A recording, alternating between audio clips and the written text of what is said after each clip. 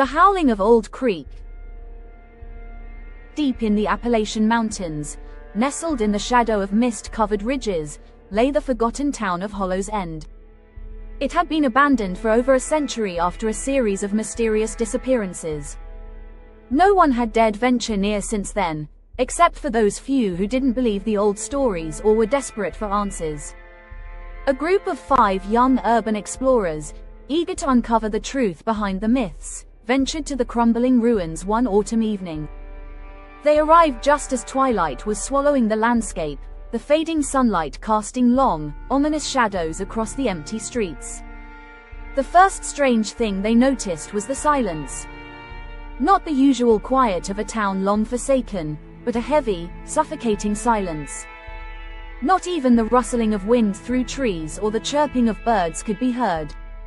It felt as though the very air held its breath. After setting up camp in the old cemetery, they decided to explore. As they walked among the decaying tombstones, one of them, Lily, the most skeptical of the group, snorted with laughter. "This is ridiculous. It's just an old town. Nothing here is supernatural." Her bravado was quickly challenged. The air grew colder, and a distant, guttural sound echoed from the woods.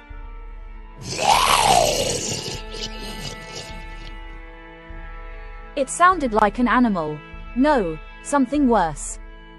The others froze. "Did you hear that?" whispered Marcus, his eyes wide. "I heard it. Let's go back," said Sam, his voice trembling. But before they could leave, a shape emerged from the darkness at the edge of the trees. The silhouette was large, massive, even.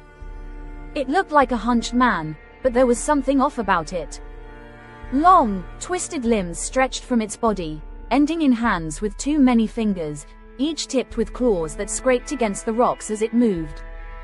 Its face was a mask of deep shadows, but its eyes, glowing with an unnatural yellow light, stared directly at them. The figure slowly stepped forward, the ground beneath its feet seeming to distort, as if reality itself bent around it. Then, another sound echoed from behind them, a chilling howl, primal and filled with hunger.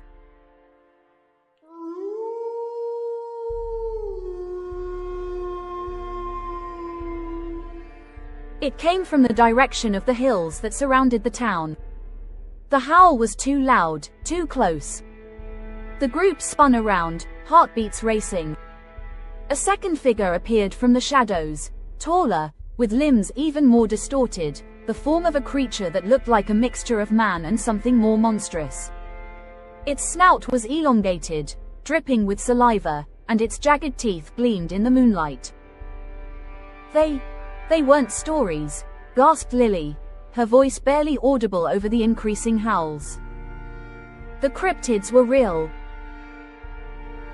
And they were hunting. The ground around them seemed to ripple as the creatures circled closer. There was no escape. The forest was alive, filled with the twisted, cryptid brethren, lurking and watching from the shadows.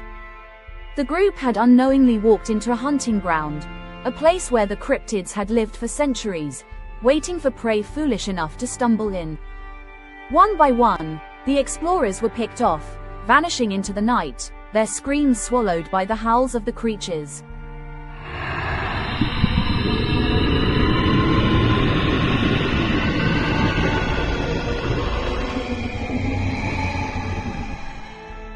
And by the time dawn broke, the town of Hollow's End was as silent as it had always been, except for the sounds of distant, echoing howls, a warning for anyone who dared come too close.